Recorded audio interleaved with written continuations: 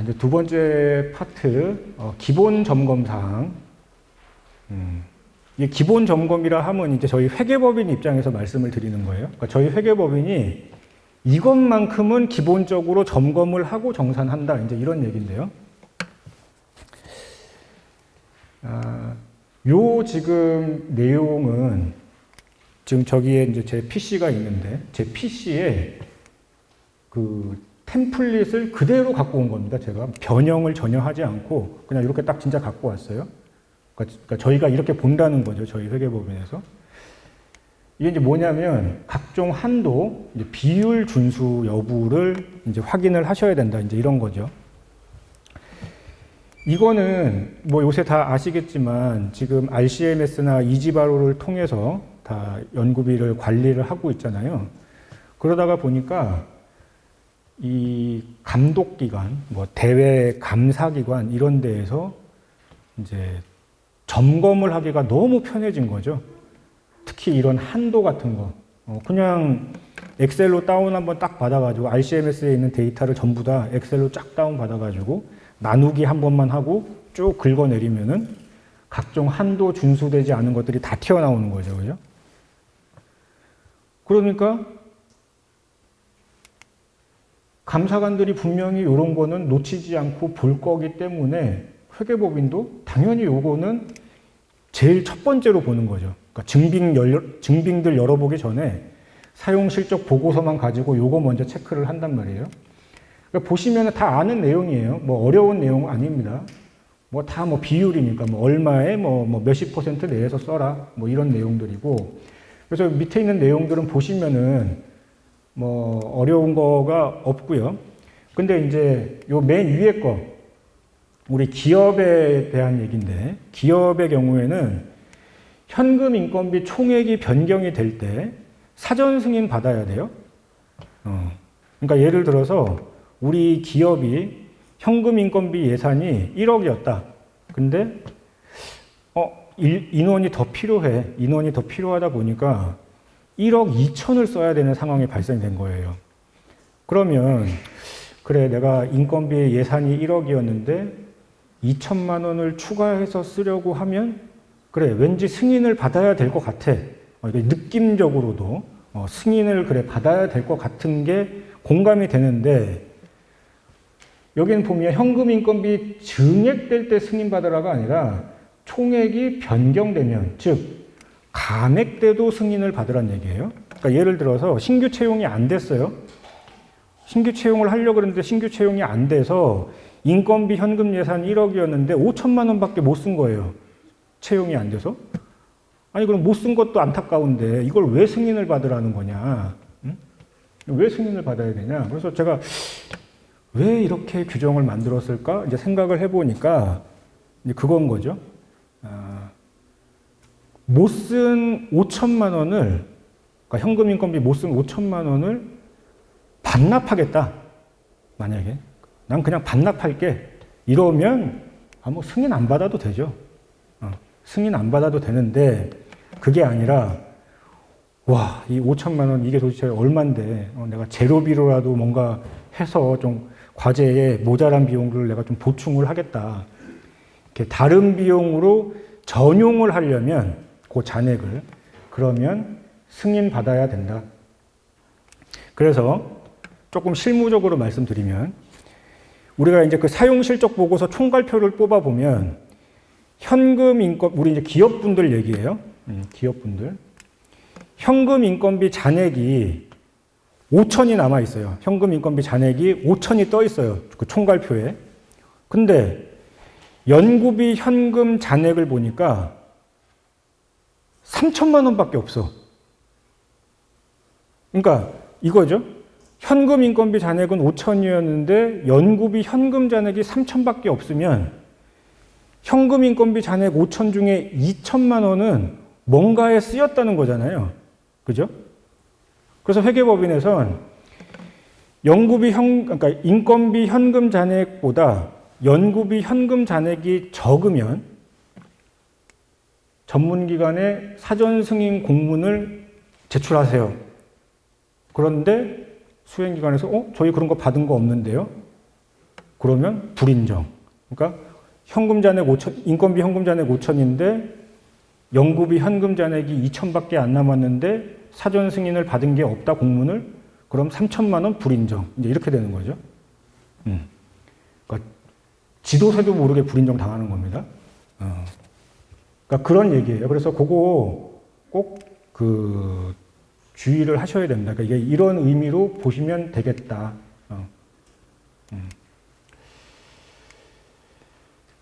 연구수당 직접비 사용 비율에 연동돼서 한도가 적용된다. 간접비도 직접비 사용 비율에 연동돼서 적용된다. 요거 예전부터 있던 규정이니까 따로 설명은 안 드릴게요. 나머지 거 한번 보시면 되고. 그 밖에 이제 비율이나 한도 점검 사항들 외에 또 저희가 좀 이렇게 유의를 드리고자 하는 내용은 참여연구원 현황을 정리를 좀 잘 해주시라. 근데 내부적으로만 자료를 잘 갖고 계시면 되는 게 아니라 회계법인은 기본적으로 RCMS나 이지바로에 등록되어 있는 데이터를 가지고 정산을 합니다. 기본적으로. 그래서 예를 들면 그거예요. 홍길동의 참여율이 실제로 40%에서 60%로 올라갔어요. 홍길동 씨가 40에서 60으로 참여율이 올라갔어. 근데 깜빡하고, 그러니까 돈은 40% 받아가다가 60%로 받아갔는데 깜빡하고 RCMS에 참여율을 변경을 안 시켜놓은 거예요. 그냥 40%로 계속 해놨어요. 그러면 20% 추가된 금액만큼 불인정.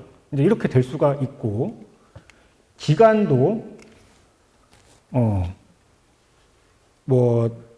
기간도 만약에 이제 잘못 설정을 RCMS에 해놓으면 일단 회계법인에선 이 시스템에 등록되어 있는 참여연구원 현황 기준으로 정산을 하기 때문에 이 부분을 지금 제대로 등록되어 있는지 꼭 한번 확인을 해보셔야 된다. 그리고 청년 인력 의무 채용 제도를 적용받는 사업들의 경우에는 의무 채용하셔야 되는 거 다 알고 계실 거고요. 그 의무 채용 인력을 고용을 유지하지 않고 아는 상태에서는 그 해당 인건비, 그 해당자의 인건비만큼은 무조건 반납을 해야 된다. 얘는 사전 승인 받으면은 다른 걸로 전용을 한다 이런 거 자체가 아니고 청년 예산은 무조건 반납이에요. 못 쓰면은. 그리고 아시겠지만 22년도 혁신법 매뉴얼에 무슨 내용이 들어갔냐면 인건비 연구수당 자계자 이체 시기를 주의하시라 우리 기업들. 그러니까 이런 거죠. 그러니까 선자계자 이체가 안 된다. 선자계자 이체는 이제 금지다. 무슨 얘기냐면 예전에는 우리 회사 급여일이 25일이었어요. 우리 회사 급여일이 25일이면 종전엔 저희가 정산을 어떻게 했었냐면 수행기관에서 자계자 이체를 받아가신단 말이에요. 우리 인건비 같은 경우 자계자 이체가 가능하잖아요. 인건비 자계자 이체를 받아갔는데 그걸 한 22일쯤에 받아갔다. 우리 급여를 실제 지급하는 건 25일인데 조금 빨리 갖고 간 거예요. 한 22일 정도쯤에. 그럼 저희는 그냥 그래 며칠 동안 자금 처리를 하는 그런 프로세스도 있을 수 있고 기업 내에서 그러니 그거를 별도로 문제 삼지 않았었어요. 그냥 한 2, 3일 정도 먼저 빼간 거 그래 이 정도는 넘어간다 했는데 이제는 명시적으로 금지. 25일이 급여면 실제 회사에서 급여를 지급한 이후에 자계자 이체 받아라. 그 선자계자 이체는 금지. 그럼 이제 여기서 이제 그러시는 거죠. 우리는 이미 10개월 동안 선자계자 이체를 받아왔는데 어떡하죠? 이제, 그죠? 그런 데도 분명히 많이 있어요, 지금. 애석하지만, 선자계자 이체를 이미 지금 10개월 동안 받아왔던 기업들은 전액 다 복원시켜야 됩니다. 전액 복원시키시고, 월별로 이렇게 다시 끊어가지고 일단 재집행을 다시 하세요. 그러니까 복원시키고 재집행까지 못하게끔은 아닌데 일단 복원시키고 월별로 끊어서 재집행을 해야 정산시에 저희가 인정을 해드릴 거고요. 그냥 내비뒀다, 복원 안 시키고 선자계자 이체 돼 있는 상태로 그대로 내비뒀다, 저희 최종 정산할 때 정말로 불인정합니다. 이거 분명히 말씀드립니다. 네. 그래서 요거 주의하셔야 돼요. 자, 다음은 사용일자 확인. 여러분들이 이렇게 많이 신경 안 쓰시는 것 중에 또 대표적인 건데요. 우리 그거 아시잖아요, 그죠? 연구개발비는 연구개발 기간 이내에 사용되어야 한다. 뭐 그거 다 아시죠? 워낙 기본적인 내용입니다. 연구개발비는 기간 내 사용해야 된다. 근데 뭘 하면 사용을 하는 겁니까? 연구개발비를? 내가 뭘 하면, 어떤 액션을 취할 때 연구개발비가 사용이 되는 거죠? 가끔 어떤 분들이 이제 이렇게 생각하시는 경우가 있어요. RCMS에서 거래처로 계좌이체 시키면 그게 연구개발비 사용된 거 아니야? 12월 31일까지 계좌이체만 되면 되지. 이게 아니에요? 이게 아닙니다. 연구개발비가 사용이 된다는 의미는, 예를 들어서 제가 이런 재료를 하나 샀다고 생각을 해보죠. 이런 재료를 이제 구입을 했는데 거래처로 계좌이체 됐다고 해서 내가 얘를 사용한 게 아니고, 얘가 우리 회사에 들어왔다고 해서 얘가 사용된 것도 아니고요. 얘가 우리 회사에 들어와서, 이게 이제 최종 결과물이라고 한번 해볼게요. 요게 최종 결과물이면, 요 재료가 이 최종 결과물에 탁 부착될 때, 탁 부착되는 순간 사용이 되는 겁니다. 내가 만약에 용역을 발주를 했어요. 무슨 연구 용역을 발주를 했다. 디자인 설계 용역을 발주를 했다. 그러면 그 용역 결과물이 우리 회사에 들어와서 과제 결과에 어떻게든 탁 반영이 될 때 연구개발비가 사용이 되는 겁니다. 그게. 당연한 얘기 아니에요. 예를 들면 내가 재료를 2,000개를 주문을 했어요. 12월 31일 날 2,000개가 우리 회사에 들어왔는데, 그 다음 연도 1월 3일 날 이제 실사를 나가본 거예요. 담당 간사하고 회계사하고 실사를 나가보니까 2,000개 들어온 것 중에 1,500개가 창고에 그대로 남아있다. 과제는 종료됐는데 12월 31일 날. 그럼 1,500개는 불인정입니다. 22년도까지 사용이 안 됐기 때문에. 창고에 있는 거잖아요. 그죠? 사용이 안 됐잖아요. 연구개발 과제에. 즉, 이제 그런 개념이고, 회계법인에서는, 이게 이제 아까 말씀드린 제가 이렇게 탁 이렇게 부착될 때, 언제 부착이 됐는지 몰라요. 저희 회계법인에서. 그러다 보니까 저희가 그나마 확인할 수 있는 게 세금계산서 작성일자, 신용카드 사용권 같은 경우는 카드 긁은 날짜, 그 날짜를 기준으로 해서 그때까지 세금계산서가 작성이 되고 그 날짜에 카드가 긁혀졌으면 일단 그날 사용된 걸로 일단 보자. 이제 이렇게 저희는 보는 거예요. 그래서 세금계산서 작성일자가 사업기간 이내에 들어와 있어야 된다. 그게 이제 기본적인 거고요. 또 하나 이제 여기서 그래서 저희가 이제 그 얘기를 드리는 게, 아마 이제 그 상시점검 보완 요청 사항에 보면 검수조서를 제출하세요. 용역 같은 경우에 용역 결과 보고서를 제출해 주세요. 이제 막 이렇게 보완 의견이 나간단 말이에요. 그럼 여러분도 엄청 귀찮죠. 검수조서 이거 언제 다 만드냐. 근데 보면 여러분들은 저희에게 물어보실 때 그것만 물어보세요. 사진을 붙여야 되냐, 안 붙여야 되냐. 근데 저희는 사실 사진이 그렇게 중요하진 않아요. 저희는 검수조서랑 용역보고서를 보면 제일 먼저 보는 게 검수 일자를 보는 거예요.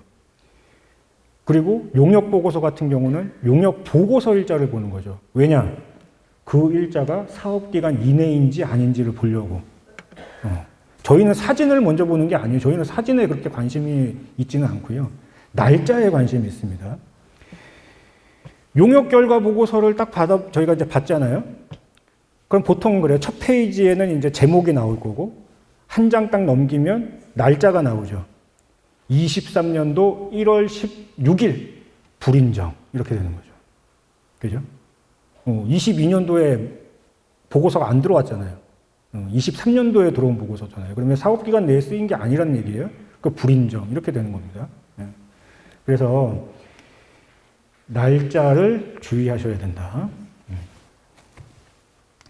매입부가가치세, 아무튼 당연한 얘기인데, 환급을 받았건 받지 않았건 환급이 가능한 매입부가가치세는 실제 환급 여부 불구하고 실적에서 빼야 된다. 수행기간 간 거래, 특수관계자 간 거래는 하지 말라. 다만 수행기간 간 거래야 이제 예외사항이 있으니까 그거는 하시면 되는데, 예외사항들은. 근데 특수관계자 간 거래는 인정되지 않는다고 보시면 되고요. 그러니까 주주가 같이 연결되어 있는 거래처, 임직원이 서로 연결되어 있는 거래처, 인정이 되지 않고 연구비 유용으로 제재까지 받을 수가 있으니까 굉장히 주의하셔야 되고, 요새 아시겠지만 이런 특수관계자 간의 거래가 일어나면 한 1개월 정도 있다가 RCMS에서 알람이 뜹니다. 임원이 동일한 회사 간의 거래였다. 주주가 주주인 거래처하고 지금 거래가 일어났다. 알람 다 떠요, 이거. 연구실 운영비 쓰실 때 우리 기업들 이 계획서 제출을 하고 그 내역에 맞춰서 쓰셔야 된다. 요렇게 좀 추가적으로 아까 한도 요 비율하고 지금 요런 내용들 주의해서 한 번 더 챙겨 보시면 불인정 받을 게 현격히 줄어들 거라 생각을 합니다.